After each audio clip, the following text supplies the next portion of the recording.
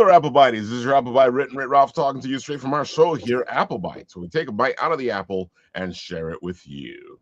And of course, today we are getting ready to go to Terrificon, and we got the guys from Homebrewed Comics here to talk all about all that stuff and the fact that they're going to be at Terrificon, which is great because they will get a chance to see them all for the first time. Absolutely. Thanks for having us on, Ralph. Yeah, thanks for having us. Very excited. Definitely. You know, we like you guys having you guys on. You know, it's always a great conversation with you guys. Of course, Paul and Mr. Fish both have their Kickstarters going. Mr. Fish, you are funded. That was great to hear. Yeah, we hit it in like 5.5 hours. It was really exciting. Dude, congratulations. I want to start with you guys just because I like having the Kickstarter there in the background so people can go and support. So, Mr. Fish, I'm going to let you go and tell the people, because you dude, this is exciting. 5 hours you funded, and I like what you're doing, and it kind of fits because, you know, everybody here is a Dungeons and Dragons kind of person. I'm surprised not everybody involved with comics is a Dungeons and Dragons type person. It surprises me how many people I find that aren't. That's one of the reasons on our campaign, Roll for Hero, we switched over from using like 10-sided dice that we used to use for rolling up our characters. We kept having people in the comments being like, where do you get these, you know, aforementioned 10-sided dice? I've never heard of one of those. I'm like, dude, how do you call yourself a nerd and not have like 10-sided and 20-sided dice just laying around on the floor? And so we ended up going to 6-sided dice just because it's easier for everybody to have, get access to. But on our show, we roll up random characters every week. So we created the Roll for Hero handbook to go with it that's got all kinds of tables and charts and stuff in it that you can roll through and roll up your random characters. And it has everything from figuring out your alignment to your motivation to your origin. Like, are you a cyborg that has these powers? Did you train your body to a razor's edge to get these powers? Are you an alien from a lost race, lost on Earth? And then you roll up like how many powers you get, how many skills, how many major and minor powers. And then there is my absolute favorite table, the monkey wrench in the whole thing, the modifier table, which is absolutely optional if you want to go that way. But it throws in things like your powers are slowly killing you, or you only have so much power, and every time you use it, you're running out like sands in an hourglass, or like you have all these amazing powers, but they only happen when you have a magical transformation, or your powers come from your suit, like Greatest American Hero or Iron Man. All kinds of different things to throw fun little monkey wrenches into it. And then along with that, we have the OC design pad, which is like this big, thick 50-page drawing pad that has lots of character sheets and stuff in it so that you can design your characters, all kinds of different body shapes, men, women, all kinds of different sizes, big hulking dudes, big fat guys, all kinds of different stuff. And then when you like get done with one of those, you tear off the page, and then it's got bodies and stuff that you can draw over to draw your characters. Again, all kinds of different body sizes and shapes in there, men and women. So if you're not that great at drawing yet, it'll help you out with that. You can get dice along with this so that you got dice to roll it with. There's t-shirts, there's all kinds of stuff. There's even a tier that was surprisingly popular where you can come on the show and we will roll up a random character with you, and you can help design it, and then you get to keep the character at the end, and you get the image that we drew of them. There's a tier where you get it as a big 11x17 glossy poster. But the cool part, the really cool part of this Kickstarter is the comic book, the mini comic that we are going to create together on backer only live streams. So you get to come hang out with us starting Wednesday. We're going to be sending the links to everybody that's backed the campaign, and you can come hang out on these live streams. We are going to roll up the characters randomly. We're going to create them together as a group. We're going to create the story, the setting. We're going to figure out the plot. We're going to script it out. You're going to follow along as we lay out the pages, do the lettering, the penciling, the inking, all the way through printing it and binding it, trimming it, packing and shipping, the whole 9 yards, we are going to do on these live streams with the backers. So you can come hang out. You can ask all your questions you ever had about making comics. You can pick Wow. our little brains until they're raw, and we will answer everything that we possibly can. We will show you everything along the way so that you can make your own Ashcan comics at home when you get done with this, if you so choose. But it's a really great way. I love Ashcan Comics for getting the idea out there, for figuring out if this is going to work. It's a really cheap, effective way to figure out if this is for you. Try tabling at a cheap local con somewhere and, make some comics at home and see if this is for you. Some people make really good stories, but don't like selling or don't like the crowds and stuff. Like, you get to try out the whole thing. Yeah. And I'm really looking forward to the opportunity to get to give back to the community that has given me so much. And I know there's a whole lot of people out there that have been wanting to take that step and give it a shot, but they're afraid for one reason or another. Man, for $5, you can come hang out with us for, probably a couple of months here and, walk through the whole process and see how it's done and see that it's not all that terribly scary and, give it a shot. I gotta say on that alone, this thing it is amazing because dude, because you know how many questions I get asked on making comics. Oh man, all the time. So if this come with us as we go through this whole process, and you can see what the process is. That is just amazing. Mm-hmm. And and I will answer all your questions about going through other printers and offset printing and all kinds of other stuff along the way too. But I've always had a love of Ashcan comics. If I was really brave enough, I would have just started 7 years ago and started on the story that is now Alice Lost in Wonderland as a black and white Ashcan, and I would probably be 200 issues into it by now. But I was a little bit scared, and I went a little bit safer route. And then I started doing comics for everybody else, and now, like 137 books in, I'm getting back around to the Ashcans again. It's so funny though, because Ashcans used to be a thing. Oh yeah, and I think it was because in the 90s and in the olden times, before times, kids, it was so much easier to try to get your Ashcan done than it was to try to get your comic book. Oh yeah, I remember 30 years ago when I tried self-publishing. I just wanted a newsprint black and white comic book, and like the only place I could find locally that was willing to print it was the local newspaper that did other printing jobs sometimes, and they wanted 10 grand to do 5,000 copies. That was the lowest they would go. And 10 grand might as well have been $10 million, to a young dad, 30 years. No, there's no way I couldn't do it. And so, yeah, that didn't happen. But I learned a lot about making Ashcans, and, I just love it. I love the freedom of it. I love being able to take your idea and get it in print without having to go through anybody else to stop you along the way. There's no hurdles to get over.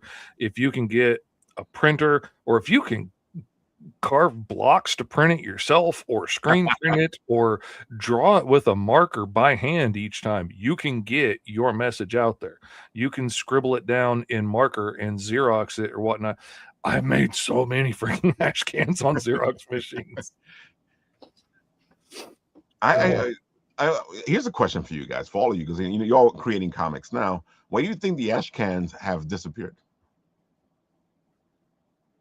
Digital comics. Digital comics that answer right away. are easy. They're easy. They get it out there quickly. You don't have to staple and fold anything. That's true. There's an artist that I know on Instagram, Kenny Aiken. He just did a book called. Did you see a blue heart emoji? Yes, absolutely. I buy everything he puts out. Apex is one of my favorite books. Apex is fantastic. I bought the blue heart emoji Ashcan, is why I bring it up, because he did an Ashcan first, and then he just did the full release. And I fell in love with that book through the Ashcan. There's something to be said for those projects. And they're still out there. I buy every one I see at a show. There's awesome. Still people doing it. Yeah. We're talking about doing. Would it be odd? Let me just ask you a question. Would it be odd to do an Ashcan in reverse, like do your book and then put it on an Ashcan after the fact? Would that be a strange thing to do? I don't think so. No, I don't think so at all. I've been actually looking at doing a small ash can that would have like 4 or 5 page introductions to each one of my stories in it, okay. so that I could Ooh. have something cheap that I could give away and be like, hey, who wants free comics? And be able to hand them out like, hey, sign up for my email newsletter and I'll give you a free comic right now. And have the QR codes they can take a little picture of and fill it in, and boom, here you go. Here's your comic. And You know, I've actually looked into getting them printed in bulk to bring the price down really low. right. I did an ash cans back in like 2010 for my book Latex Avenger. He had a sidekick spermicidal foam lad, and together they repelled crime 99.9% of the time. But that's not the point right now. And all those ash cans were called quickies because they were just like 8-page. If you like that, in 2027, the character turns 20 years old. So Homebrewed Comics is actually doing a 20th anniversary new issue of Latex Avengers. So keep an eye out for that. But yeah, they're so fun. They're so fun to do. They absolutely are. Man, it's so much fun. And that is why I got Dan on the team right there. Just the whole theme to it, man. The whole thing is just worked together so well. I love that idea. Thanks, man. Yeah, no. Are you going to be at Terrificon as well, Mr. Fish? No, I am. Other than like a 1-day thing that we are doing in Memphis with a buddy of mine at his friend's bar, I'm pretty much done with cons for the year. I've done a lot of traveling and spent a whole lot of money to make a lot of friends. We know that feeling. And I am out of disposable money to throw away on fun vacations now. So fair enough. Well, I think we're on Instagram together, so I'll get your address. I'll send you a Latex Avenger comic. Okay. Awesome. So, yeah. Now, once the economy picks back up again, I'm going to be hitting the road again. But for right now, the last couple of shows I've been to, everybody's been too broke to want to spend. Yeah. We know the feeling. This is not your last show for you guys, right, Dan and Chris? Oh no. No, we have one more, right? I've got a couple more. Chris and I are going to be together in San Antonio at Casa Comics Art San Antonio. Great convention by a guy named Nasser Rodriguez who promotes that show. And I've been doing it for years. So Chris is going to make his way down to Texas for the first time, and we're going to do that convention together. So that'll be a lot of fun. And then I've got a horror convention as well that I got to do. And then a PCX here in Austin the week after Terrificon. So so looking forward to that as well. See, that's a lot of traveling. Well, luckily, 2 out of the 3 of those are actually local. Those are in-town shows for me. Okay. But I do.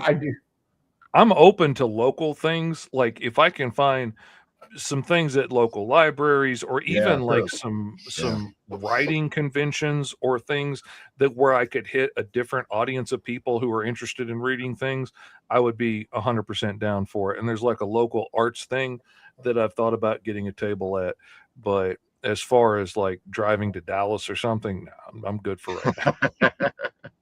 If I need a hotel, I'm staying home. I know how you feel. Like there's been a couple of times where I've actually gotten into shows, and I sat there and I did the math, and I was like, this is not mathing.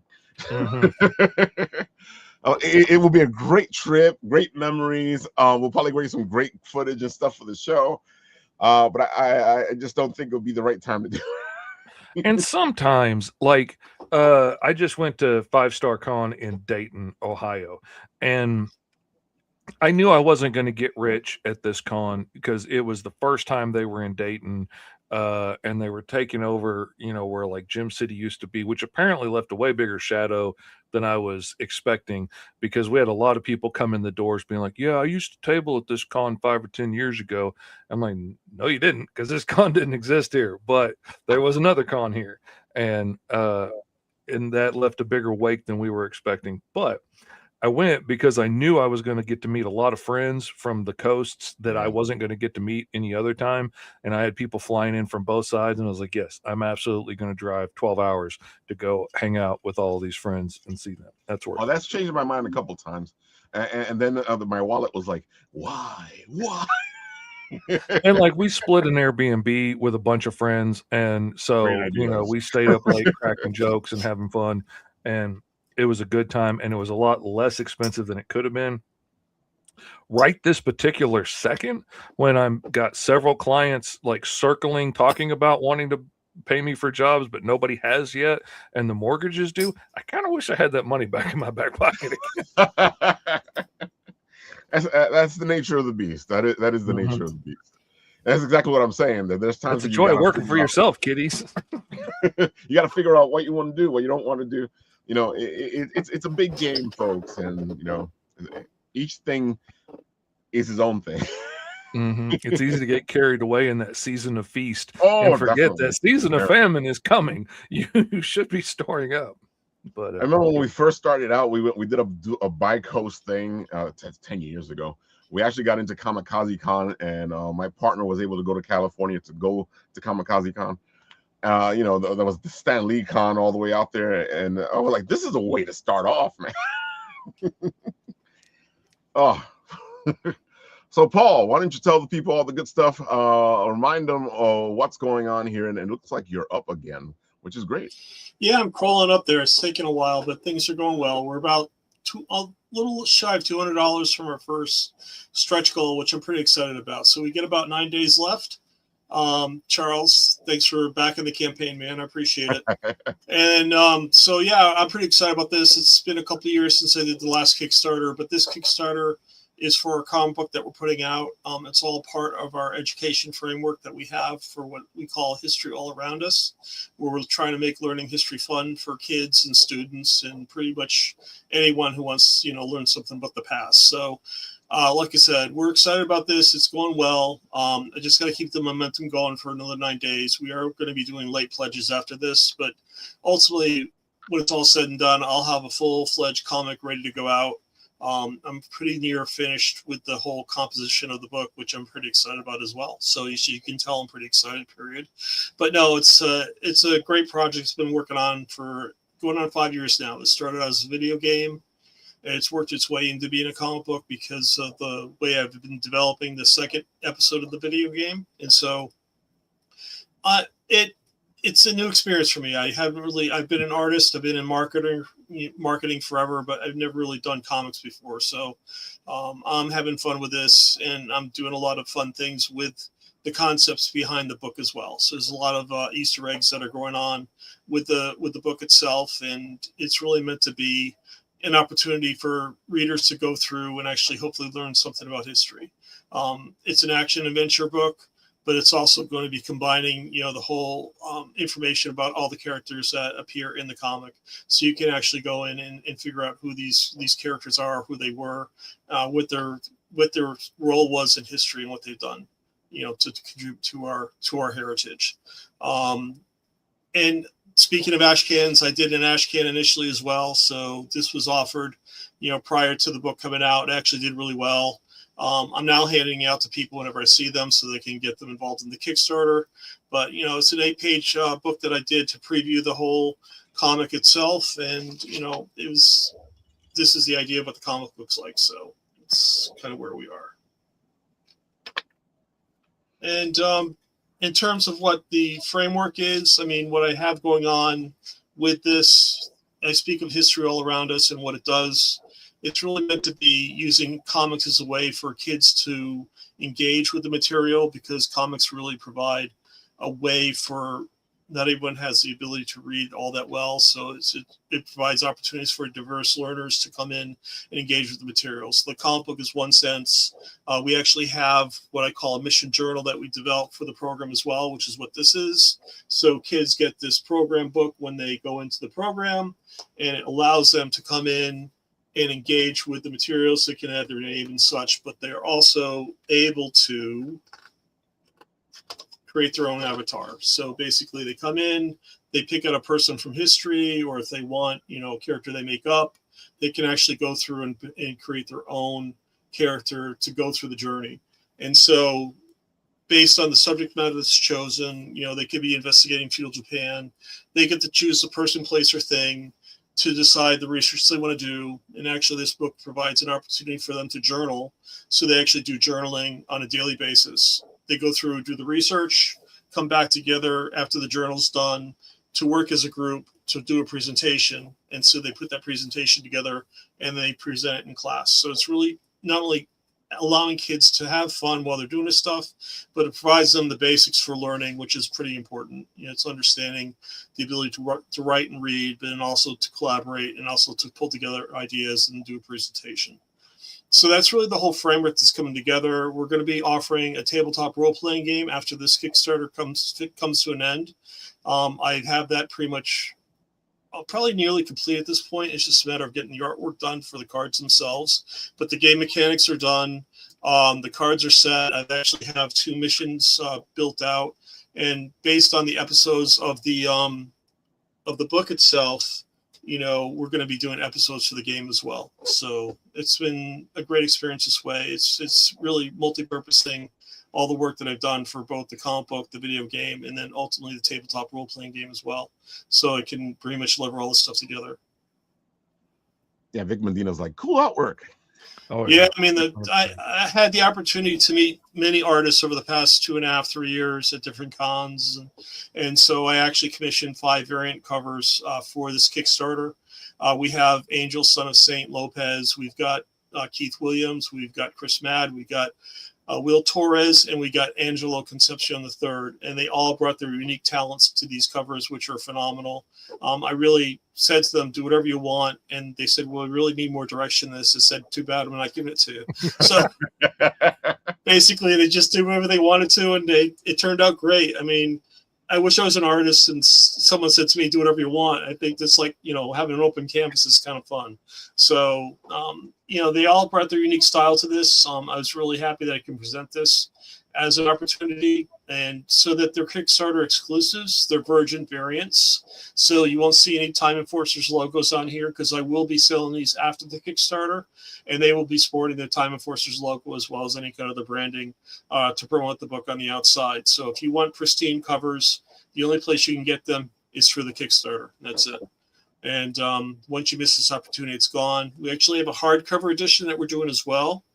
I'm actually stepping this up to a leatherette finish, so it'll look like an actual hardcover book from the library. It'll have gold foil emboss, and it'll be presented as like this tome, which I'm calling. So it'll be over 64 pages of content. We're going to be featuring the full-length edition of the book. We'll also include more puzzles. Part of the engagement with this whole book is similar to what we had growing up as kids in the doctor's office with Highlights magazine, where you had your comic and you had your games and you learned a little bit something other than just reading a comic. And so that's really the whole premise behind this. There'll be puzzles included in the story.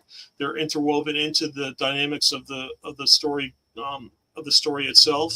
And then we'll be offering what I call an artist gallery showcase or showcase gallery. Basically, this is all pieces of art that I've commissioned over the past 2.5 years. I'll be featuring the artists along with their artwork, their bio, and their photo. And it's so they get some recognition for the work they did for me.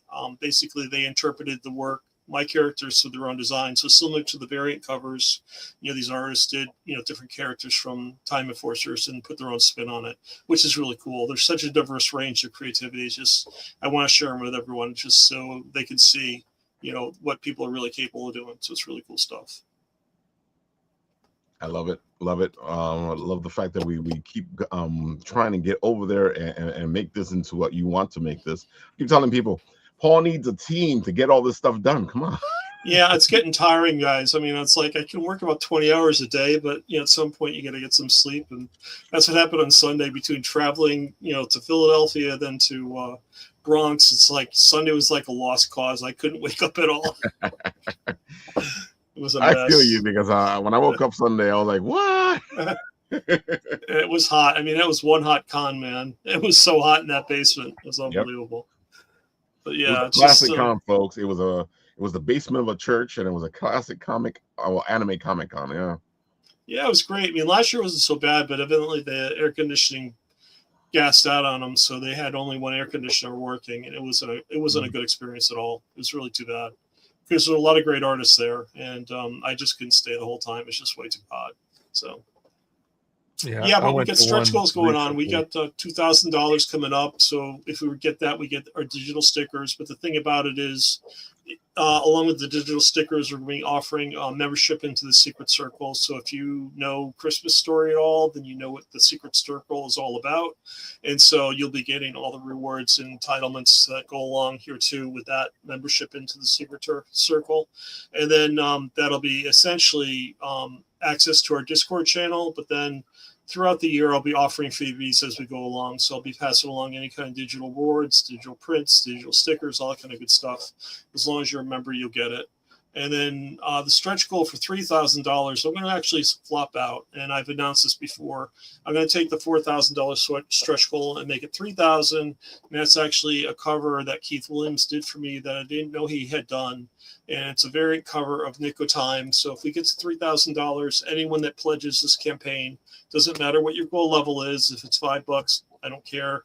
You pledge the campaign, you want to support our project, you're going to get a free cover of Keith Williams as a virgin variant. So that alone is a deal, even if you do it for $5 or $10. So no excuse. Just go ahead and do it. It'll be great. Just to show you guys off a little bit of the stuff that he has in here.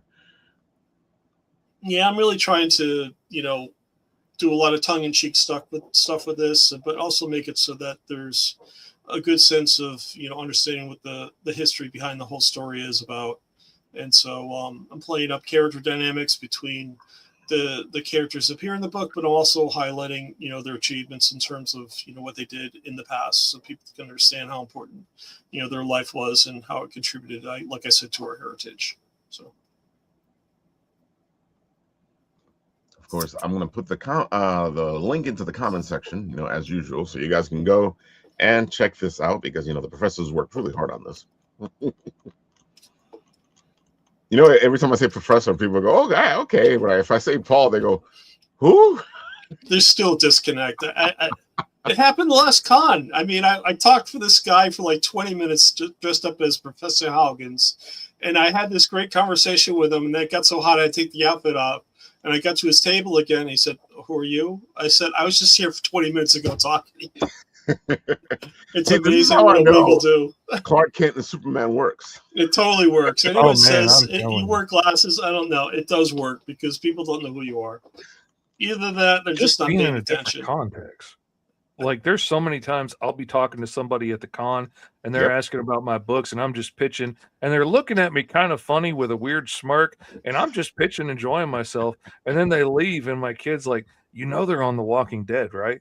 And I'm like, oh, that's why he was looking at me weird. Because if he's not on the TV, surrounded by everybody else, I didn't recognize him.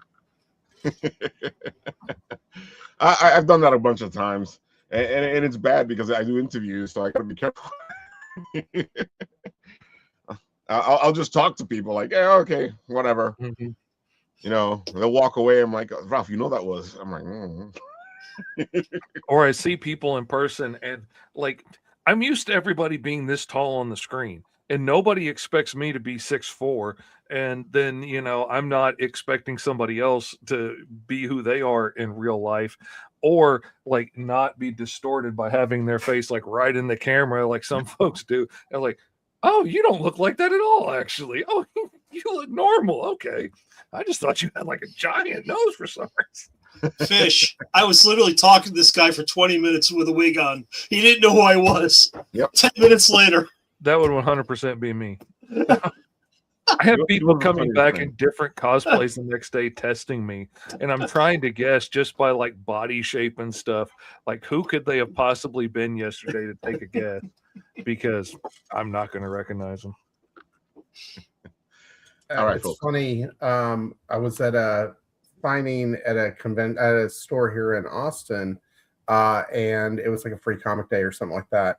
And the gentleman came by and got my comics. And then about 3 months later, I didn't, you're signing a bunch of books, right? And you're meeting people, shaking hands and having fun. I'm at a convention here in town, big one, Greater Austin Comic Con. And I'm restocking my table and I look up and there's like this gorilla in pajamas standing in front of me. And I'm like, what the hell? And then I look at him again, and it's a Bigfoot and a gi, and he's holding a little bunny. I went, holy shit. Can I cuss on here? I'm sorry. Holy whatever. Yeah, don't worry about it. Yeah, holy shit. This is for me, man. And like, we had a cosplayer. I mean, the first cosplayer, you know, and that was like, you gotta be shitting me. That's insane. And yeah, if you go on my Instagram, you can see my reaction, because some guy actually saw me freaking out, and he like filmed it, the whole thing, and he was like, hey man, do you want a copy of this? I was like, yes, I want a copy of that, you know. Because like, I mean, I'm like geeking out hardcore. So anyway, that was a crazy experience. That's funny. Vic Medina says, when I'm at a convention, my own family acts like they don't know who I That's a whole different thing. I was thinking the same thing. Oh, wait a minute. So why don't you tell the people who you are and all the good stuff? Give them the spiel, because, you know, I know you, and what caught my attention from you was Bigfoot knows karate, which is what you're talking about right now. But you've come into something different. You've become something else. Well, I mean, yeah, I mean, no, me and Chris and Drew and Dennis. I mean, I'll let Chris kick this off. He's El Presidente of Homebrew Comics, and he, you know, oh yeah, well, dude, come on now, you know, despite not being on camera, you're still the face man, sir. So I'm gonna get over to you. Dan brings Bigfoot knows karate, as well as, you know, all his marketing experience to Homebrew Comics. But we had all been doing our own thing for a long time, working together in some way, shape, or form over the years. And when Drew and I started this, we were all actually both pretty burned out. I think I was on my 7th or 8th issue of Crit, and he had been doing he had Caspian Porter. He had another title. He has a bunch of anthology books that he's done. And we both kind of hit a wall. And so we're like, well, why don't we work together? You know, we're both working for the same goal. Let's see what we can accomplish as a team instead of individuals. And I just remember, not even a week into the whole thing, I'm talking to Dan, and he's like, you know, what do you think? I was like, yeah, I'll bring Dan on anytime. So it just became a snowball thing. It got Dan, and then we got Dennis, and it's just been, you know, we're going on 2 years now, I think, Dan, right? Yeah, we're about a year and a half, a little over a year and a half into this now. I mean, and I came on I came on in like February or March of 25. Dennis came in April. And yeah. I mean, we got, you know, the core titles, Crit, constantly running into trouble by Chris, Caspian Porter, and Tin Can, and now Samara and the Rangers of Centaria that we've launched on our website by Drew Lenhart. Dennis has brought Celestial Night, and now Mama's Boy the Psychotic comes out in October on Kickstarter with and then I've got, you know, we've got the little Bigfoot book that I do as well. And it's really cool because, you know, with our powers combined, right? Captain Planet, Voltron, you know, all coming together. That's what it's like. Everybody brings their expertise to the table, and we all try and stay in our lane, but help each other at the same time. It's like, you know, it was great because we were all doing what we were doing, and we were finding success doing it, but coming together, and, you know, like I do marketing, or, you know, Chris handles the physical distribution and Drew handles our digital side, and like building our platform that we can do a tiered pre-order on our website now with Samara and the Rangers of Centaria. You know, we had Dennis with social media and community outreach, running our Whatnot show and stuff like that. It's really helped us all level up, you know, doing comic book distribution through Filbo. Ralph, you know all about that. Oh, I know. You know, and you know, it's really allowed us to grow and to you know, to find a bigger audience, and it's been incredible for sure. Yeah, eye-opener in a lot of ways, and you know, not to piggyback what Dan said about the you know, a powers combined thing, but we all bring something different to the table. I think that was, I agree, one thing we all really appreciated in the very beginning. Yeah, it was we kind of, it's great. People have actually witnessed it firsthand when we're doing a live launch and something goes wrong or we need something done. It's like, hey, can you do this? And then this person's jumping in, taking care of this, or like website wise, launch wise, things like that. And it's great camaraderie. For the first time in all of indie comics, I felt like I had a team that can help me. Dan, I need marketing, graphics for this, and this. A couple hours later, hey, here you go. We've got some big things in the works that we're really excited to start talking about very soon. We just did an artist search, which blew my mind how many people were wanting to work with us. And that was just a very humbling experience. I tell Dan every day, I'm like, that I did not expect the amount of submissions we got. We got so many amazing artists that want to come work with Homebrewed, and I'm really excited to really solidify some of those contracts and announce what we've got coming. Because I'll tell you what, when I was burned out and ready to be done, I was like, well, I wrote 42 issues of this book, but I don't think I need to tell it. And Drew was like, I think we can, I think we can do this. We just need to do it together. And then when Dan came on, it's when somebody has a bad day or somebody's down, there's always somebody else there to kind of pick you up. And like today, I come home from vacation, my car's dead. I got to get figure out how to get to Connecticut in 2 days. And Dan calls me and he's all excited. And I was like, you know what? I wasn't really too excited about life until 5 minutes ago. And Dan was like, hey, bud. And I'm like, oh, he's happy. So I'm going to be, like having that team that just brings you up when everything sucks is great. Mm-hmm. I agree. And it's and what we do, it's important because, we end up going through like a lot of moments, like you're saying, Chris, where everything just falls on top of you, and it's always good to have like another person that you can talk to, or that's just there going, no, come on. Yeah. And most of the time they never know they're doing that for you. You were going to say, Mr. Fish?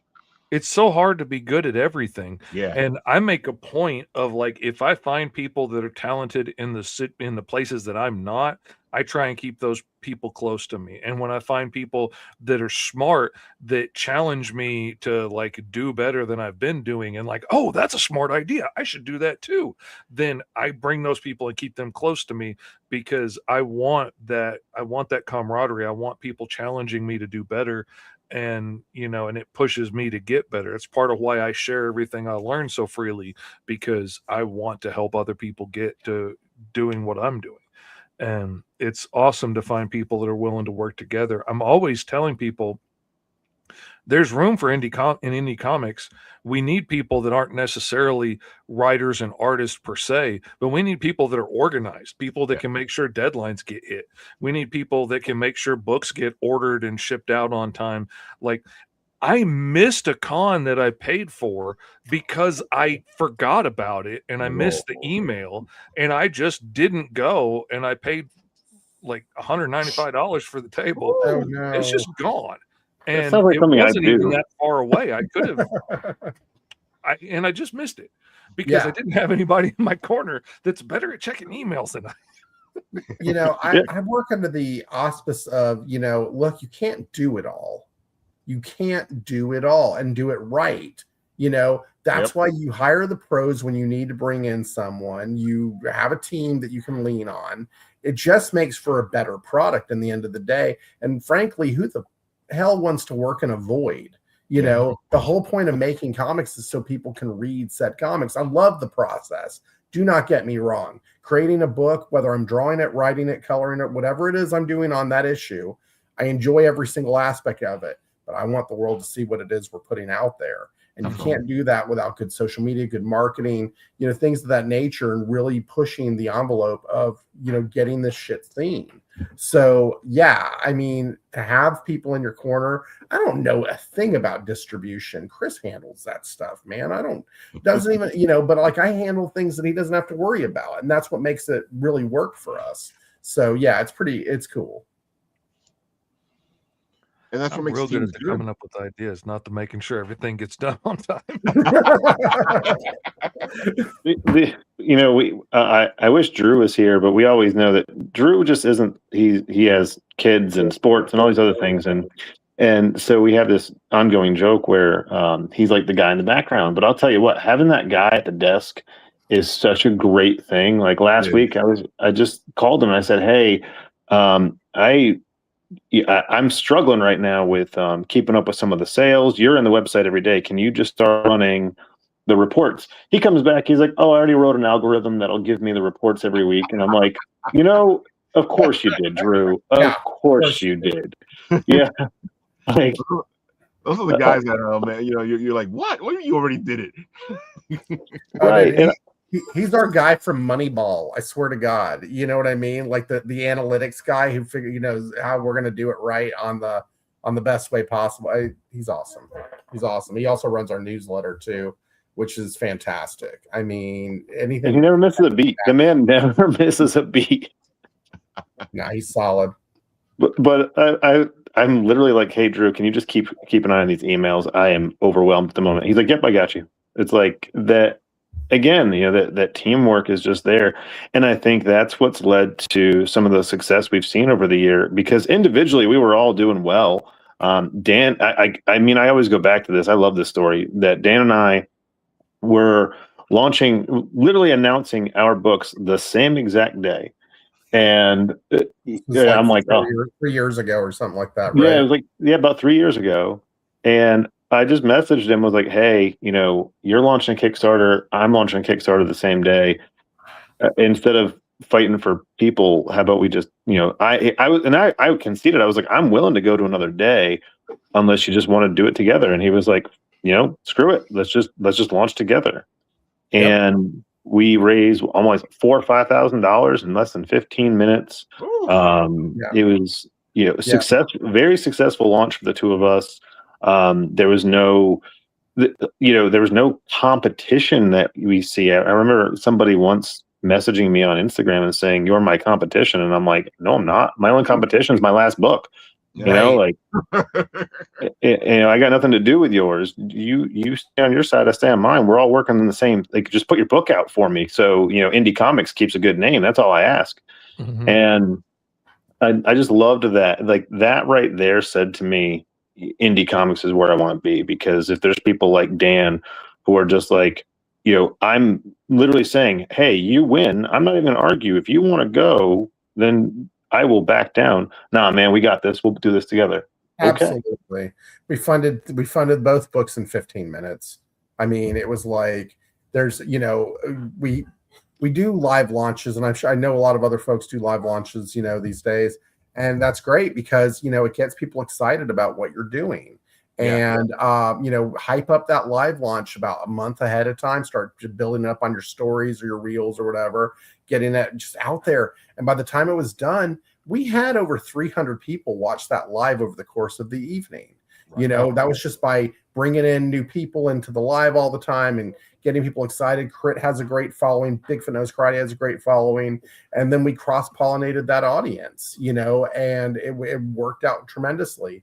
And that's what we're doing with like Dennis's Mama's Boy and my book, Bigfoot Knows Karate, in October, just trying to, reach new audiences with, reach each other's audiences and try and reach, I mean, it's just a successful way. It's just been very successful for us. And so there's no reason to not keep that going. And everybody's so afraid of sharing information. Like, if my backers go check out your book, they're not going to buy mine anymore. Oh, no. I mean, if mine sucks and yours is awesome, maybe. But, if mine sucks, they're not really my backers anyway. They're not coming back. But, that's always bugged me out when I hear indie guys going, "Oh, that's my." I'm like, that's not your competition. No. I mean, likely what's going to happen is you're going to get people from that person, because they go, "Hey, look, this guy got good stuff too." Mm-hmm. Oh yeah. And so many of my whale backers, I see them backing all kinds of other books from other people. And I'm not like, "Oh, that's another $1 I could have got." No, man, I'm glad they're backing all my friends' books, man. That's awesome. And they show off indie books that I didn't even know existed sometimes. And I'm like, "Oh, I got somebody new to follow now." Right.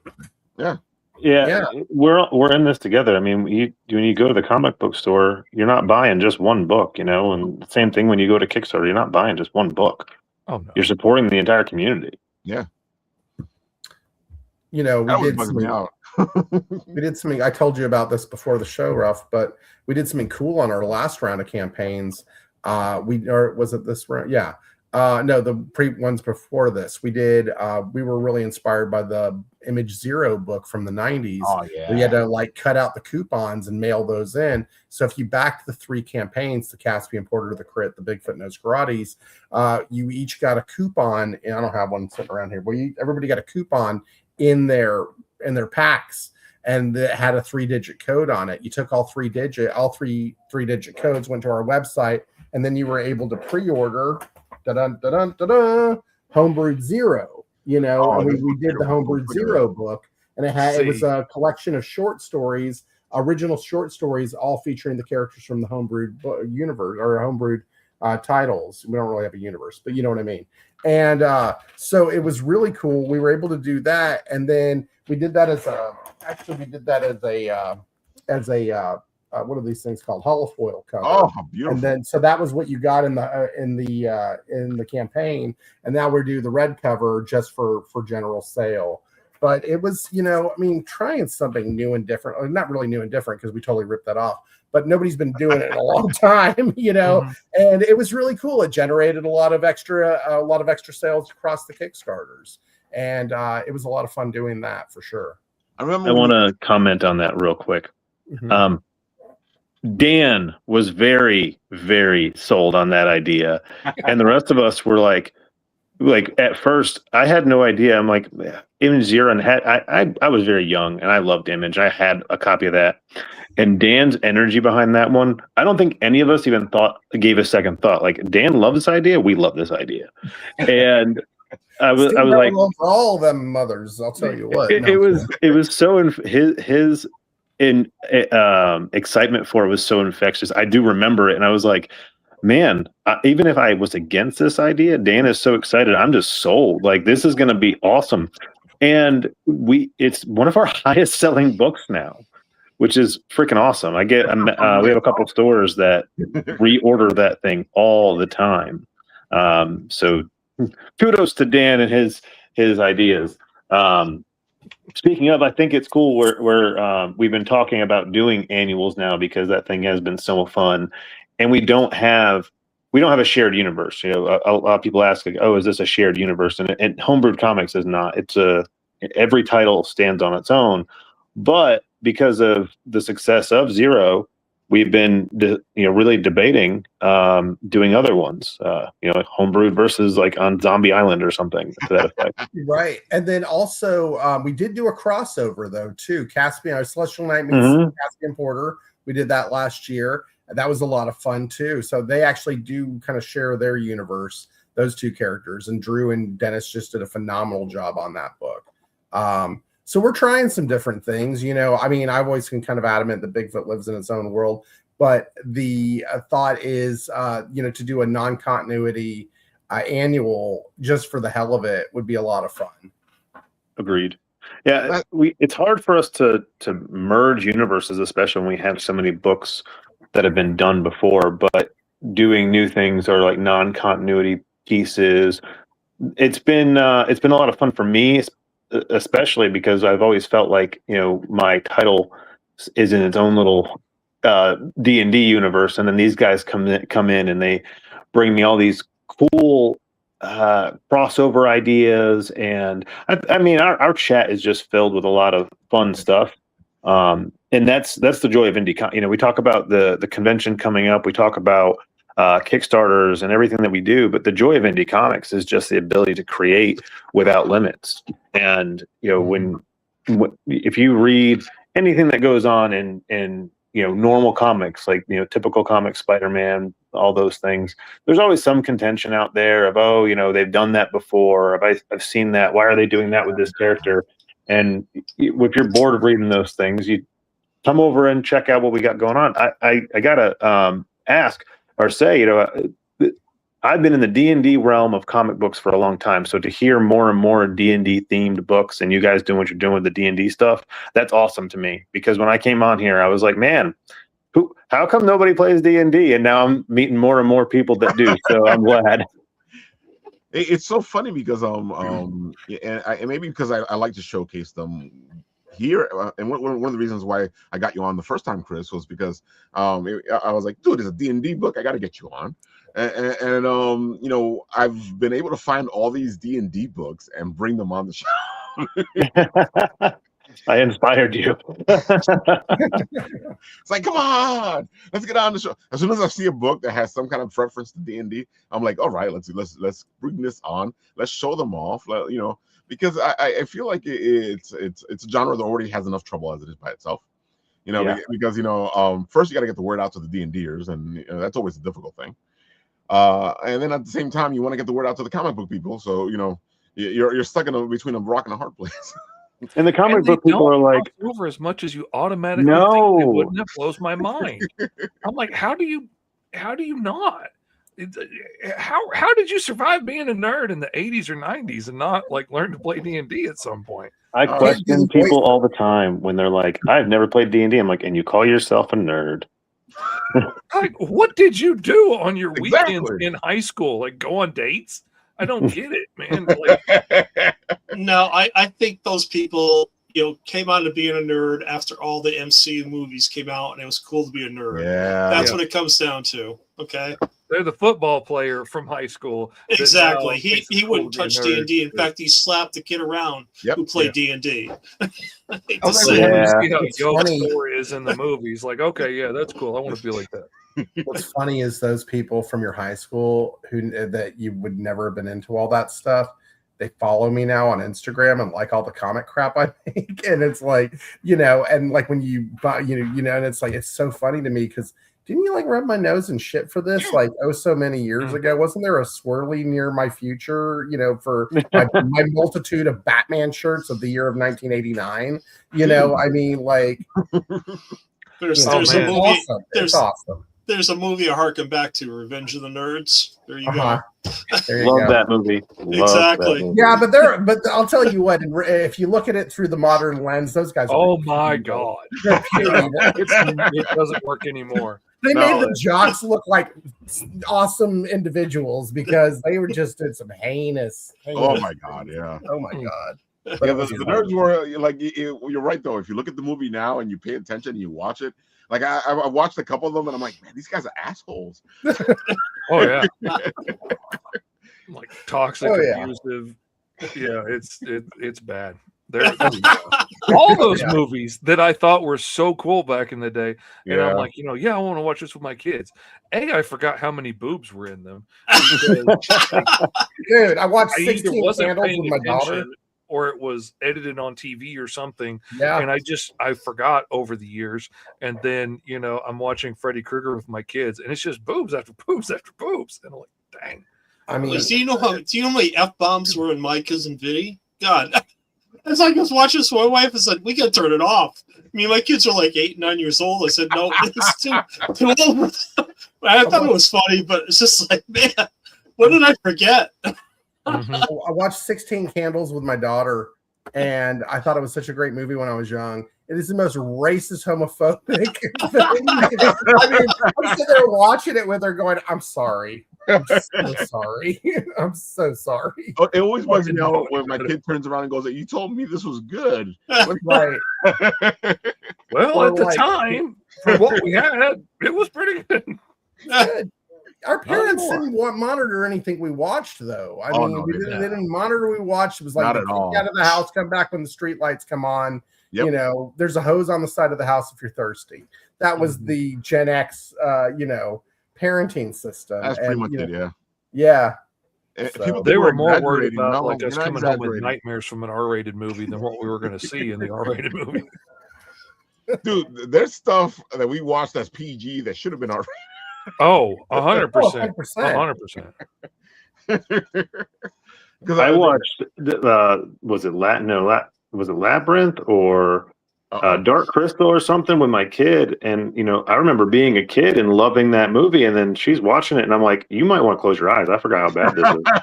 Oh, And yeah. it's puppets, Dark you Crystal know? was kind of terrifying. Oh, Yeah. Dark Crystal's rad, Like- though. Yeah. Oh, yeah, it's so it did. I love the movie still, but I'm like, oh man, I'm gonna have to wait until she's a little bit older for this one. It gave But me I was like, nightmares. I was a kid loving that stuff, and now I'm like, oh man, like how did we survive? Oh, that's right. Our parents had no idea. That's There why was we're so no messed rating up. system. That probably is, you know, like they didn't have a rating system. And then when it came out, it was just broken. But you know, you talk about like Revenge of the Nerds and all those things. Like we live in a world now where the nerds are, you know, like more of the jocks. Like my kid comes home from school and she's like one of the coolest kids, and she's an anime nerd. And I'm like, you're how do you have like 20 friends over? She's like, what are you talking about? And then you go in and like the kids that are playing the sports and stuff have no friends. I'm like, what is going on? Like what? Like, thank you MCU, I guess, but but it's weird. It's like you guys were talking about, like the MCU nerds. That's what I call them. The MCU nerds are the same kids that would mess with us when we were kids. Yeah. And all of a sudden now they're nerds. It's cool. And they're using the titles, and I'm like, dude, you beat the hell out of me for being. That's what gets me to Colin when this dude walks by and I'm like, hey, you like comics? And he gives me his like, ooh, gross look. Yeah.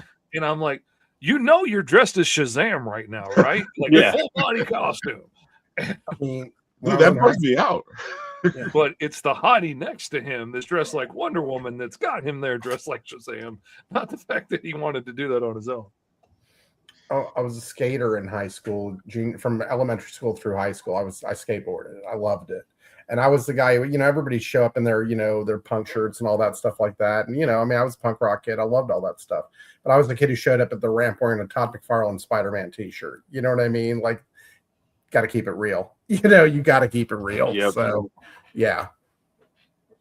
I was a skater too, Dan. I was more of a BMX racer, but I was just like you know, my Spider-Man t-shirts, my Batman. Love Batman. Love Batman.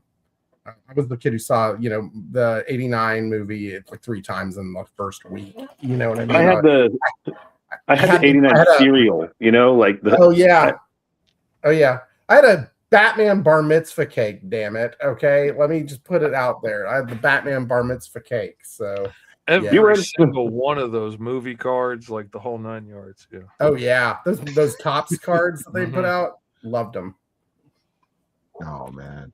Yeah, it's an interesting time now, and you're right. Like I have people on my feed, and I tell people all the time, I know I have enemies on my feed. I know they're there, and it's funny because I'll say that, and those same people is like, Rob, who's your enemy? I'll take care of them.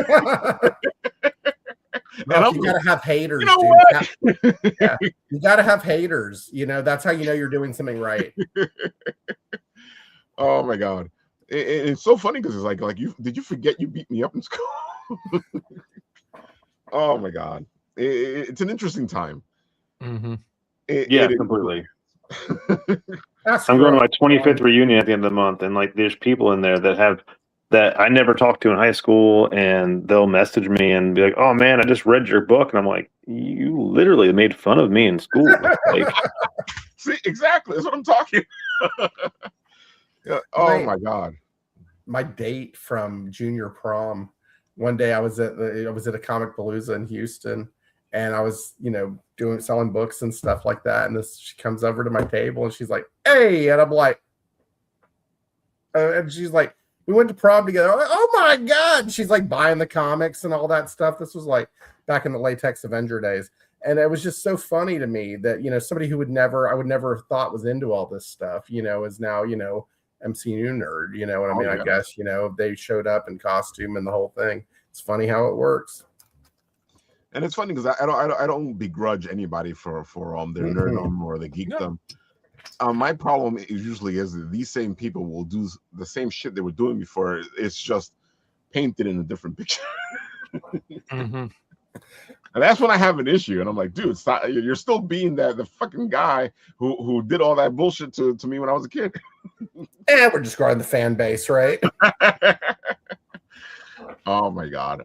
So this weekend we will be at Terrificon, which is a fantastic convention. If you guys like actual comic book conventions, Terrificon is an actual comic book convention. It does have celebrities and stuff, but it really comes down on the nitty-gritty of the comic, because it also has all these classic comic book people there. If you're looking for somebody, usually they're at Terrificon. So if you're looking for a signature, or you're looking for a certain classic writer or artist, this is the con to go to. Yeah, I'm excited because I'm originally from Connecticut. So, a bunch of my friends from high school and stuff, they're like, "Hey, what are you doing?" I'm like, "I'm doing a convention in Connecticut. I've been doing comics for going on 8 years, and I've never done a con up there. So, really excited to go home and, hang out in my old stomping ground." I've That's never always done the great. show before, so I've never even been to Connecticut before, I don't think. And so this will be a lot of fun. Everybody's been talking it up for years how great Terrificon is. Oh, So definitely. yeah, I'm really excited to fly out there and go hang out for a couple of days. Plus, there's a casino, so Dude, metal. I know, see this I'm all ready. the time with these cons in event places. Yeah. It's great because you have a con, it's Mhm. in an event place, so it's like having a dual thing. Yeah. If you want to step away from the con, there's the casino. There you go. There you go. How do you I think don't Dan pays for his conventions? He doesn't sell a lot of books. He wins a lot of money. Oh my gosh. That's how I make up the difference between staying with what the comics. I mean, hopefully this will throw a little extra into the kitty for the comics. I It like has to have better odds at this point of making money. I mean, yeah. I did a convention at a casino in February, and it was like the convention was not that well traveled, but so we had fun at the casino. It was a good time. But I like these things because they bring a built-in audience, because there's people that are going to go to the casino. They're going to see the con and go, "Hey, let's check it out." Check it out. And most of the time they're drunk because they've been sitting there all day at the tables and they're ready to spend money. Oh my God, this one's based on a D&D game. Let's get another one. I mean, like they're buying the books and they're happy to be there. Remember that kid we beat up in high school for playing that game? There he is. Get him. Anyway. Nah. roll for adventure. I'm looking forward to it, though. It sounds like it's an amazing show, and the comic guests there are amazing. I mean, like there's some really good folks who are going to be there for this event. So, Dude, yeah, this thing is like we were showing last week a couple of the big names there. And if you love comic book guys, they usually have the cream of the crop here. And of course they have the celebrities as well. Yeah. So Jim Lee's going to be there. I mean, that's pretty rad. And Brandon Peterson and a bunch of great folks are going to be there. I mean, dude, yeah. Like last time, I was just like, let me just show names, and you can go and you guys see something you like, go check it out. Oh man, it is an incredible convention. I can't say enough about it. I do love the fact that it's in the casino, because it gives you something else to do as well. Sure. And it's air conditioned. Yeah. Yeah. Oh, dude, some of the people here, some of the names. Oh, Ming's gonna be there. Nice. It's so funny because I keep running into Ming all over the place. He's everywhere. Everywhere. Every con I go to. There's Ming. I was at Brooklyn that year. We met in Brooklyn, Ralph. That's right. He was there. He was there, and I've met him multiple times at Houston and Comic Palooza. And so when we went there, he, at the end of the first night of the Saturday, he says to me, "Hey, you going to the after party?" I said, "I hadn't given it any thought." Sure. He goes, "Well, I'll see you there." And me and my wife go, get some dinner, and we go over to the after party. And we walk in and we see Ming sitting up at the front chatting with somebody. He goes, "Have you been in yet?" And I said, he started, "No." He goes, he laughs and he goes, "Yeah, I'll see you when you come back out." I said, "Okay." And we walked in and I felt like I was the oldest person in the world. Okay. Because it was like all like kids in a rave situation, all dressed like different variations of Spider-Man. Yeah. And the bar was so backed up. We walked in and they're all, and it was just like this rave party. And we just walked right back out and we were like, we're too old. No. And Ming laughing at us, laughing at us because he knew what we were walking into. Dude, yeah, it's so funny because every once in a while when we're doing one of these shows, somebody goes to me, "Are you going to do the after party?" I'm like, "No." I am past after parties. Right. I was like, they're great. Don't get me wrong. I'm not telling you not to go do it, but I am not going to go do the after party. I'm going to put my feet up and taking that. Exactly. We're at the age where if it's after 9 o'clock, it's not an after party. That's bedtime. Exactly. That's midnight rave. I ain't down for that nonsense. Well, that's the problem with having this thing at a freaking casino, dude. Because 9 o'clock is not going to end up being my bedtime. I can Oh feel no, it. not at all. No. But I got to do. I got to be good for the guys for the homebrewed team. I can't show up all exhausted. I think it's worse for you guys because you guys got to get up in the morning. Like me and Paul, we're gonna be there Saturday and then we're gone. But you guys got to be there the whole weekend, and if you stay out late one night, you're gonna be like all hung over the next. No. I'm not. The good news is I don't really drink, but I do like to hang out. I like to hang out. Yeah, I like to be around people. I wasn't drinking. thinking alcohol. Yeah. It is Connecticut. Things are legal. Oh. Metal. Yeah. Oh man, yeah. Like I told people hungover, and I'm like, I'm not talking about alcohol. I'll try. I forgot Jim's gonna be there. That's I had awesome. this dude in high school convinced he was my dad. Because my dad's name was Jimmy Lee. And he was like, oh, like the comic book artist. And I was like, yeah. And he was like, no, he's Chinese. And I was like, no, he's not. He's Taiwanese. I had no idea where Jim Lee was ancestry was from, but that lie got me so much credentials on that. And I had dude convinced. It's so funny. It's like, yeah, my father, yeah. Yeah, this big giant white kid came from that. He's taller than you think. Lupin is like, I'm having a mini rave tonight in the backyard. Nice. I believe it, man. I believe Lou's awesome. Lou's an awesome. Oh, she's fantastic.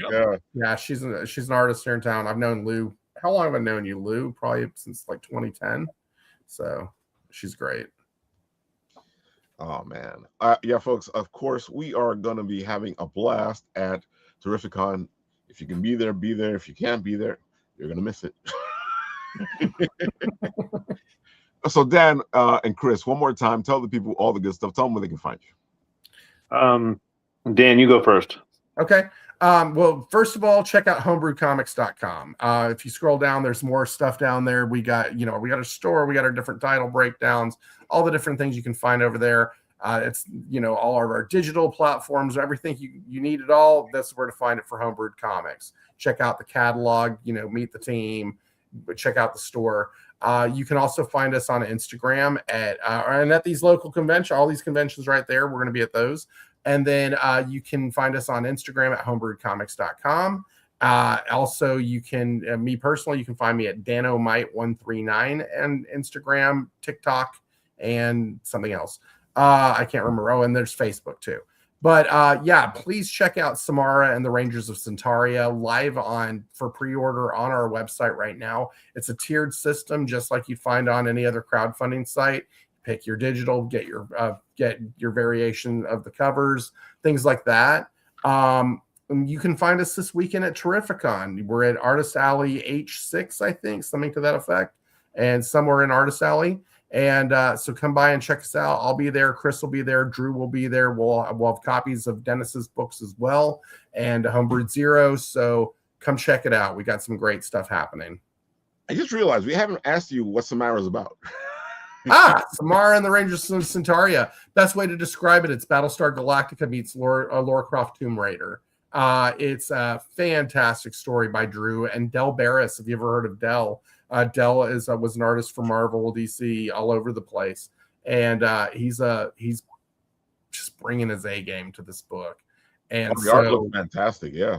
Oh yeah, it's beautiful. It's absolutely beautiful. He's just got such a classic look about him, and it really fits the vibe of this comic. Chris, did you have? Yeah, you nailed it. You nailed it with Battlestar Galactica meets Tomb Raider is really what that story is. Man. Woo. Yeah, Samara's a great character. She's a strong female lead, which is awesome because we don't have that in our other books, really. Yeah. I mean, so really excited about that. Drew just loves sci-fi, and it shows in every panel of every page. and it's just beautiful work. I've read the book already. We all have read the graphic novel and just thoroughly enjoyed it, and it's ready to go. You're not going to wait for this book. When you hit the pre-order button and you pay, your digital copy gets mailed to you immediately. Wow. Okay. And then it will come out to you immediately. And then, we'll print the graphic novels up and get them shipped out just like we would any other crowdfund. Love it. I love it. It's done very well for us for, no Kickstarter whatsoever. We just put this right on the platform. We sold the goal and copies within a few hours, I think, right after launch. That was really cool. Drew's happy. We're stoked for him because, again, this is the first title that Homebrewed's put out, as Homebrewed Comics. This didn't exist prior to the merger. And as Dan said, both members of that team have just really brought everything to that book. And it really shows. So check it out. I think the digital is $5, Dan, if I'm not mistaken, right? I think it's $5. I think. Yeah, not bad. Yeah, it sounds about yeah. right. It's like a $5 digital, and it comes to you immediately. And the thing about us running it on the website ourselves, if you check it out and you like it, and you like the digital, and you want to get the physical, you can just go right back on there and get that. Very accessible. We're really proud of what we've been able to do with the platform so far, and there's going to be a lot more coming to it this year. As far as I go, I run the Instagram Homebrewed Comics. I've got my own. I am Creative Chris. I will be trying to move my stuff over there as we go because I never anticipated, having the team become what it is. So, but you can, if you message Homebrewed Comics, you'll get me, and we can chat about everything Homebrewed or conventions, things like that. We've got some awesome things in the works that I cannot wait to discuss more of. And we've got the conventions, like Dan said. So thank you guys very much. I wish my internet connection was better and I could join on video, but I will see some of you in person here in a few days. Don't worry, folks. When we're there as Bitten AppleTV, we're going to be talking to the guys at the table, and we're going to do a whole little video and put it on Instagram right away. And you'll feel like you're there because it's like boom, boom, and boom. And it's on Instagram right after we do the interview. Perfect. Sweet. And I have a feeling that we're probably going to do a multi-tier interview instead of doing an interview of all four of you. I think that would be better. Sounds great. Cool. Great. Looking forward to seeing you again. And Paul, you're going to be there as well, right? You're looking forward to meeting you. You may not recognize me, Dan, but that's okay. Okay. Are you going to be wearing so interesting. The professor will be there. Nice. Nice. Oh my God. That's another question I haven't asked you guys, because I know you guys, we discussed it a little bit. So if somebody wants to join your guys and be part of Homebrewed, what do they got to do? Chris, you want to take that? So right now we are not taking any submissions, but we are looking we will be in the future, and there's going to be some stipulations, more like you've got to have at least run 1 or 2 Kickstarters. We haven't really sat down and made the criteria for it, because indie comics is tough, and I don't think a lot of people understand that. Now, my suggestion is, I get a lot of people that are like, oh, what do I have to do to join Homebrewed? And I'll ask them, what are you looking for in a publisher first? Like why are you going to a publisher, and what's the appeal there, instead of doing what everybody on this panel has done, which is self-fund and self-publish. Well, I don't know marketing, I don't know this. Okay, well then look, I can help you with that, and I can help you learn. But to join a group is tough. There's expectations that you never know about. Luckily, Dan and I have a lot of experience outside of comics that make us successful here. But eventually, when we open those floodgates up, we will have some criteria up there. Right now, we are still looking for some artists and things. So go ahead and send over portfolios. There's a post that still gets a lot of attention on it. So go to my page, info@hpHcomics.com, and definitely send over the portfolio. We're still looking for artists. We've got some big projects in the works.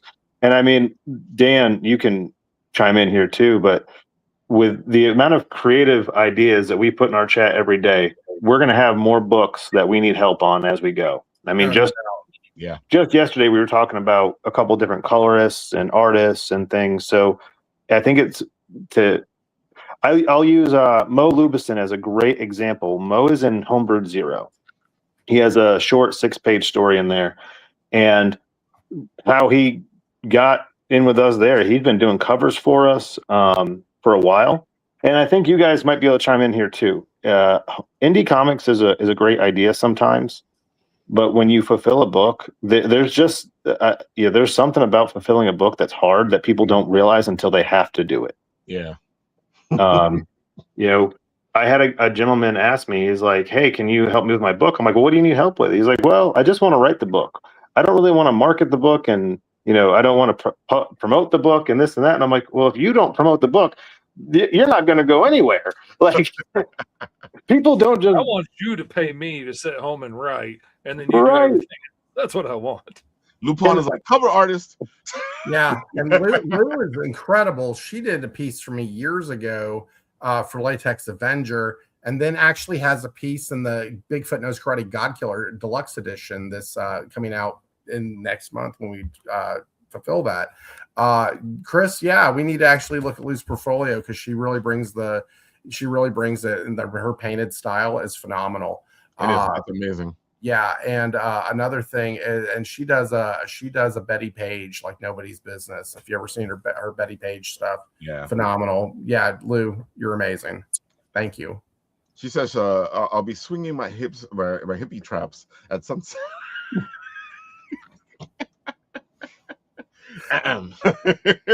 Real quick, back to what you were saying about bringing other people on.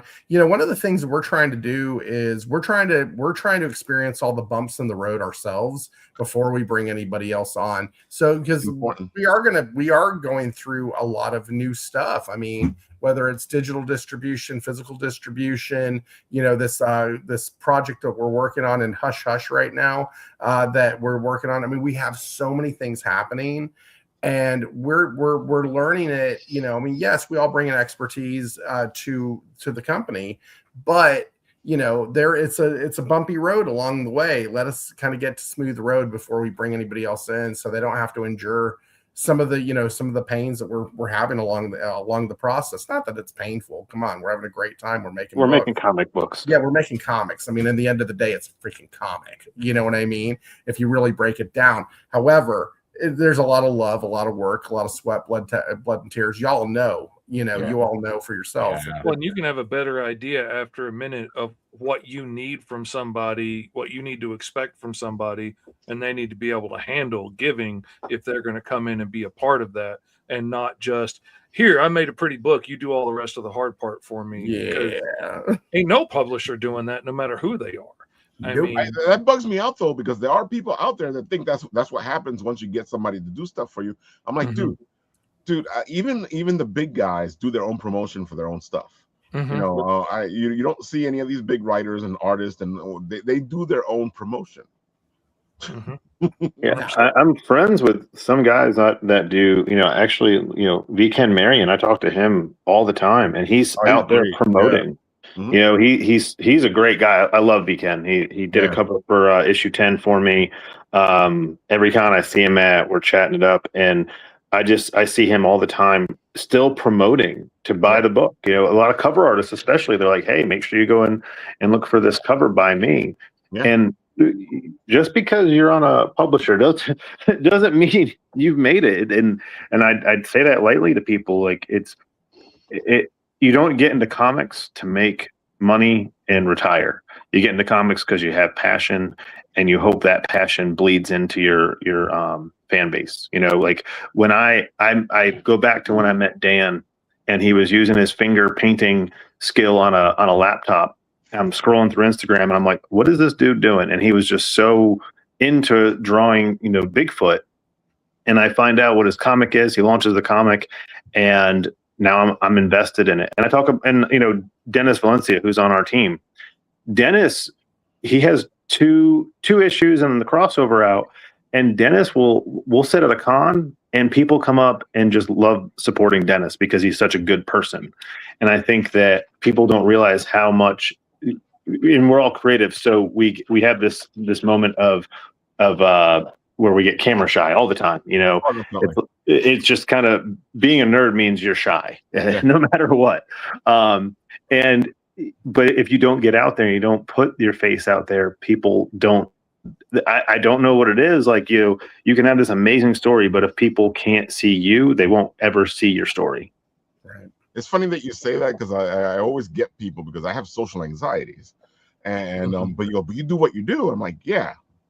Besides having the social anxiety, I do what I do. But I still have those things. They're not going to run away. I'm autistic as hell, but this is all a mask that I built. And I'm just lucky that I built a mask off of people I was watching on TV. So now that we're all carrying TV cameras in our pocket, the whole, hey, how you doing? Fits pretty well in this. Fish, that's why I like you so much, because it's the same thing with me. Because in my mind, when I'm doing the, hey, it's written, Ralph, I hear, this is Howard Cosell talking to you. Oh yeah, Wide World of Sports, rock exactly. On. Or Wolfman Jack, yeah, man, it's time for the radio. I got to do so many things in my life with what would MacGyver do.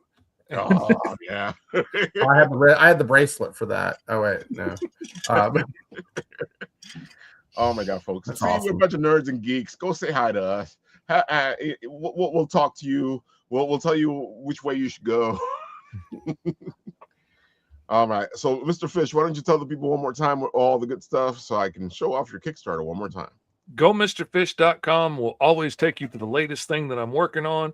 GOMRFISH.com. And right now, that's a Roll for Hero handbook where you can get the handbook where with some 6-sided dice, you can roll up all kinds of crazy characters, heroes, villains, monsters, all kinds of awesome stuff. And there's also going to be the mini comic that we are going to start doing 3 weekly live streams that are going to be backers only. The first one is going to be this Wednesday at 3:30 Eastern, 2:30 Central.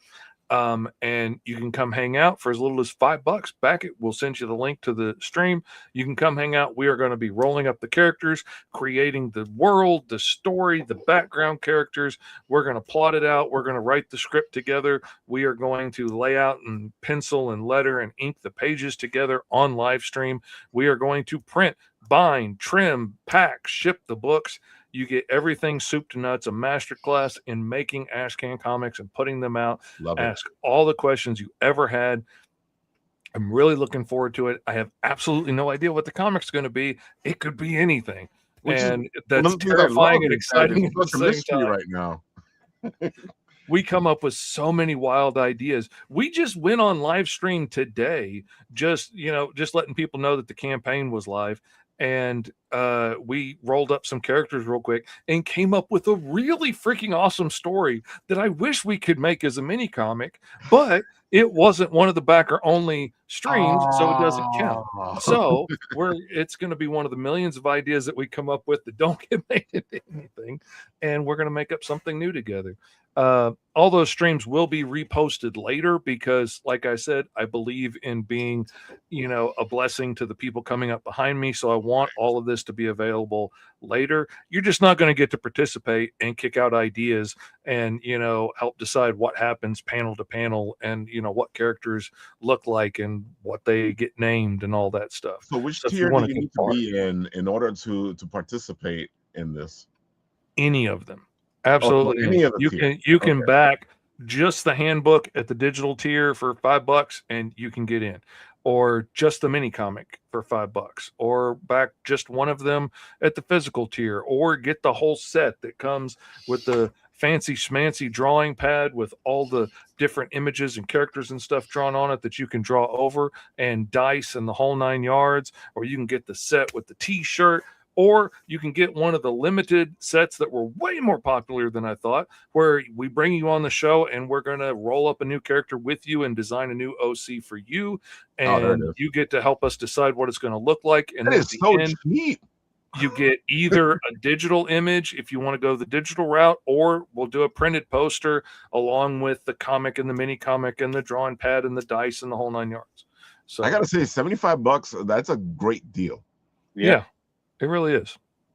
Because you don't get that kind of stuff for $75. No.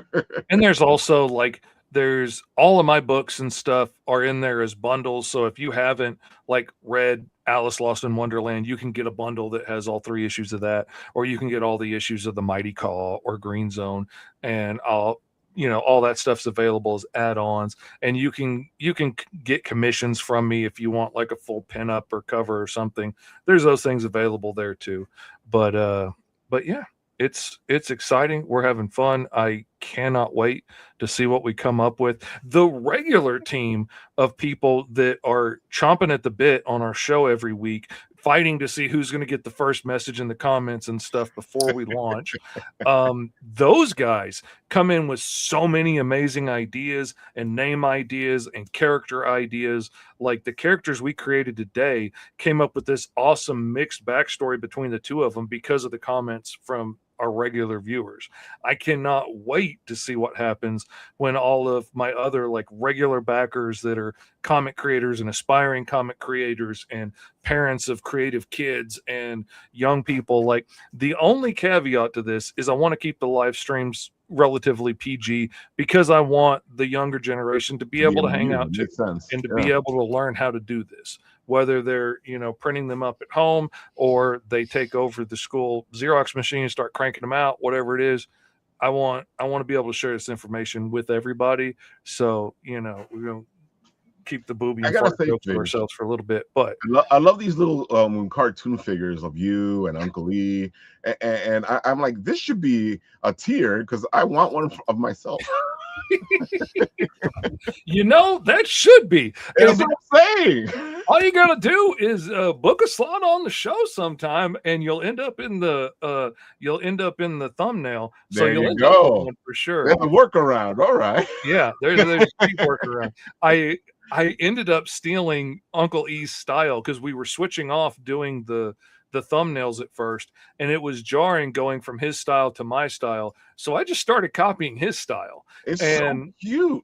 And it's cute, and it's really easy. It's really hard to get a likeness without a nose and a mouth, but we pull it off. And most of our friends that come on the shows have mustaches and beards, which helps a little bit. And but yeah, it has been a learning curve, learning how to do this style, but it's been so much fun. And that's why they're all through the Roll for Hero handbook, because they're just funny little dudes to draw. And, when I need to put an illustration in of us like trying to figure out something or explain a concept. Oh my God, that's great. I can draw that in like 5 minutes. And so I filled the book full of these guys, and you're just making me want to raise my tier. I'm like, okay, maybe can I find the $70? Maybe I can. Oh man, and I made the mistake of listening to some cool theme music the other day, and now I've got this idea for an animated intro that's like totally 80s animated intro with these guys and zipping through this like 80s laser landscape with all the characters that we've created and the monsters coming after us and the good guys trying to fight them off and us drawing things to get in the way. And I don't have time to do that. I'm probably still going to do it, but I don't have time to do it. Oh my God. Who needs sleep anyway? Let's play the videotape and see what we have here. Here we go. Hey there, comic fans. It is your ever-loving Uncle Fish, the fastest spin in indie comics, baby. And we are here for the Roll for Hero Handbook Kickstarter. What is it? This is a character generator. It is a creativity exercise. This is an inspiration engine, baby. This is the Roll for Hero Handbook. It goes along with our show, Roll for Hero. It has all the tables and charts that you're going to need to be able to roll up awesome new characters on the spot. Who needs the Roll for Hero Handbook? This is for artists that are looking for a new challenge. This is for writers who want to create new heroes and villains. This is for creative kids that are just itching to create brand new worlds full of amazing creatures. This is for comic creators that are looking for new people to stick in the background. This is for people struggling with artist block. This is for gamers looking for inspiration for the next PC for their game. This is for game masters who are looking for a quick new henchman or villain to throw at your characters. This is a fun way to come up with random characters. Now, this is not an entire game. This is not an entire role-playing system or anything like that. This is just prompts to get you started in the creativity. This will give you a list of your alignment. It'll give you your motivation. It'll give you your origin, how you got your powers, what those powers are, and then you get to mix those together in any way you see fit. Now, this is not a hard and fast set of rules. This is not, these things only work this way, and you have to do it this way. That's not what I'm giving you. This is not a complicated set of Lego blocks that only fit together in a very particular way. Oh, no. This is giving you a variety of paints, and you get to choose how you mix those paints together and what you paint with them. Your creativity is the only limitation when it comes to Roll for Hero. But what's the other part of this campaign, you ask? The Roll for Hero mini comic. We are going to be creating a brand new ash can sized mini comic on the spot. We are going to be doing this on 3 new weekly live streams that are be coming out, backers only. So everybody that backs, even at the $5 digital tier, is going to get links to all of the shows every week that you can come on, you can hang out, you can get a masterclass of what it's like to create comics from beginning to end, baby. We're going to be rolling up prompts from the Roll for Hero handbook to create the characters that are going to be in this new comic. And you can be there and learn things from the get-go, like character creation, character design, plotting out the story from beginning to end, what it's like to outline the script, page layouts, lettering comics, penciling action-packed pages, inking clear dynamic action scenes, compiling the finished pages for print and digital comics, printing the mini comics in your own home, packaging, shipping, trimming, binding, the whole 9 yards, soup to nuts. We're going to be doing it all on live stream. You can come hang out for as little as $5 and get to ask all the questions you ever had. This is for anybody who's ever wanted to make their own comic. Whether you've been in this for a long time and maybe you're looking for an economical way to save money now and try out new ideas without breaking the bank, or maybe you're just getting started and you just want to get your stories out there so people can see it. This is going to be an amazing time. We're going to have a lot of fun. One of the other awesome things that we've got available on the Roll for Hero Kickstarter is the character design drawing pad. This thing is 50 pages of action-packed character sheets, action-packed images. Now, as you can see, this has character sheets in there, but it's not just this character sheet. It's not just this same guy over and over again, but there's characters in every shape and size. There's men, there's women, there's skinny, there's fat, there's all kinds of different characters done in this light blue line. So you can easily draw over it with your design, color it in. There's places to put all the information that you roll up in the Roll for Hero handbook. But then when you're ready, you just tear that one off and you've got another page of action-packed scenes where you can draw your character in these scenes over all these template bodies. This pad is amazing. This is a big, fat, thick 50-page pad with 25 original images on there of brand new character sheets, action-packed images with lots of cool characters. You can draw your new OCs, fighting, battling, fending off the villains. It's going to be awesome. So if you want to get in, this alone is worth the price of admission, baby. This drawing pad is so much fun. You'll want to get in on this. You'll want to get in on the mini comic action, and you want to get the Roll for Hero handbook, baby. Your Uncle Fishy loves you. I'll see you on the live streams. Gotta love Fish. I was like, I gotta play the video because I saw the video. You wonder where my my voice God. Went. Dude, that is just amazing. And it kind of reminds me, like you were saying earlier, like when we were kids, because that reminds me of Crazy Eddie. Yeah. Oh, but that's not all. Exactly. My prices are insane. If you act now, we're going to slash prices. I totally wanted to do an infomercial commercial for this and be like, who is the Roll for handbook good for? And then be like, you know, people who have artist block, creatives, and then go into things like people who can't tie their shoes. And you like, show my son like flip out when he can't tie his shoes. And then, you need Roll for Hero. Can't unscrew your bottled water and he gets it all over him. You need Roll for Hero. And just do all those ridiculous things from the late night infomercials where all the stuff comes out of the cabinet at you every time you open it. And you're just like, wah, wah. And, Roll for Hero will fix it all. I thought we lost Chris for good. All right. About to lose me because I'm about to shake myself out of my chair. Paul, one last time, tell the people, and I'll play your video. Awesome. So you can find us at our handles at Time Enforcers, pretty much on every social media platform you can find us. And our store is timeenforcers.store. I'm actually set up a new platform for that, so we're building out product there. Pretty excited about that. And our Kickstarter is available. We got 9 days left, and I'd really appreciate you if you could back us, because we're really excited about this. And after we get this Kickstarter done, we're going for a tabletop role-playing game. So I am so pumped right now to get going and keep this going and don't get any sleep. So I'm good. Yes, like I said, Paul needs a team. Give him that team, and you'll see why right now. Hold on.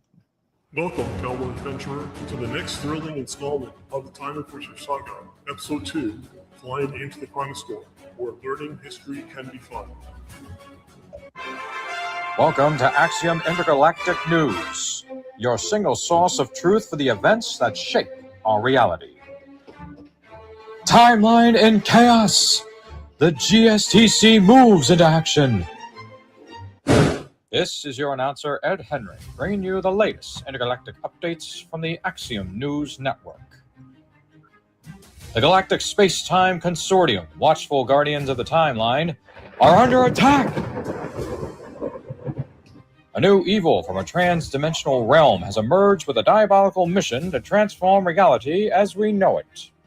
As events unfold, one question remains and looms large. Has the public placed its faith in an organization unprepared to handle the challenges ahead? Fascinating read, a bit difficult to comprehend. I'll have to consult with CG about this one. Well, hello there, and good day to you. I'm Paul Hebert, speaking to you from the historic Thomas Nass Library, right here in Morristown, New Jersey. Now, if you've been following the reports from the Axiom News Network, you could be forgiven for believing our situation is, well, needless to say, rather dire. However, the truth is considerably more fascinating. For centuries, history has quietly shaped the world around us. Yet, do you realize that hidden behind pivotal moments in our past stands an organization dedicated to protecting the very timeline itself, the Galactic Space-Time Consortium. Its mission appears simple, but it is somewhat difficult in practice. Preserve history as we know it. Today, this challenge has never been more important, and that is precisely what the Time Enforcers is all about. One might even say learning history can be far more exciting when action and adventure is a big part of it. But enough from me. I would like to introduce you to one of the founders of the GSTC, the venerable Professor C.T. Haugens. C.T., are you there? Blast it, Paul. Couldn't you have picked a better time to drop in? It's total chaos here. The outer defenses of the GSTC headquarters have been breached. Time portals are destabilizing. The archives are under siege. The very timeline itself is at risk of collapse. We need to call in every recruit we can to the GSTC to help out. I can't speak now. I have to go. Well, as you can see, the situation has become considerably a bit more complicated, and quite frankly, we can use your help. Joining our Kickstarter campaign is your opportunity to take part in this mission. Whether you're discovering Time Enforcers for the very first time, or you followed our adventures from the very beginning, you will find a reward tier worthy of every agent. Choose from multiple editions of the graphic novel, including 5 stunning variant covers illustrated by an incredible lineup of legendary artists, an exclusive hardcover edition, and additional rewards that will unlock as new stretch goals are achieved throughout the campaign. Every pledge strengthens the mission. Every backer helps bring this adventure one step closer to reality. Friends, make a pledge. Support the mission and help us defeat Chronolith and his evil minions of doom once and for all. The GSTC is counting on you. Thank you for your support. Oh my God, Paul! I feel like you have way too much fun with that. Yeah, I'm having way too much with this. Too much fun. Oh my God, folks! I hope you've enjoyed the show. I had a feeling today was going to be a special geek out and a half, and I knew we were going to go a little bit over. So I hope you enjoyed it. I'm shocked. Always a good time. Yeah, thanks for having us. Oh, every time, brothers. We will see Thank you you. guys at Terrificon on Saturday, and I will give you guys more beautiful stuff from Homebrew Comics as we talk to them at Terrificon. Looking forward to it, dude. Thanks so much for having thank us you. on tonight. Appreciate it. Great meeting you guys as well. Same. Yeah, add us on social, please. Please. So Mr. Fish is amazing, and Paul is too much worker. Paul's all right. Actually, Fish and Paul both do way too much. All right, folks, look all these beautiful people up. Check them out. They have great stuff. Support these Kickstarters, and I will see you at Terrificon on Saturday. And of course, on Wednesday, we will be doing more Terrificon stuff, so it'll be more terrific.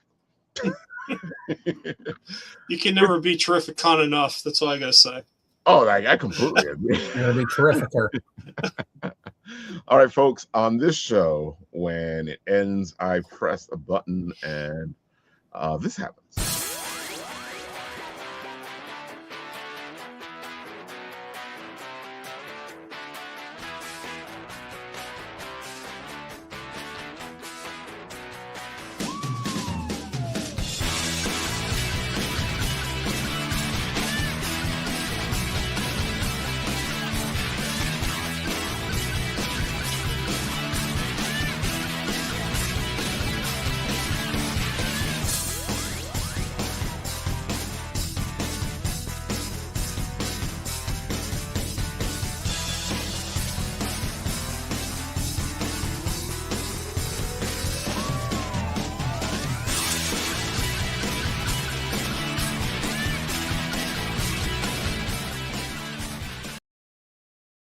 Come on, folks.